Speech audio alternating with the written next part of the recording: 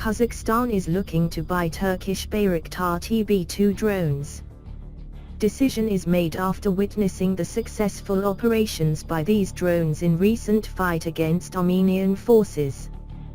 The Bayraktar TB2 is a medium-altitude long-endurance armed drone capable of remotely controlled or autonomous flight operations. It is monitored and controlled by an aircrew in the GCS, including weapons employment via Turksat satellite. It has up to 27 hours flight endurance. Its mission profile includes intelligence, surveillance and reconnaissance as well as armed attacks. It is capable of carrying L-UMTAS long-range anti-tank guided missiles, MAM-L and MAM-C precision-guided munitions, Roketsan Cirit 70mm missile and Tubitak-Sage Bozok laser-guided rockets.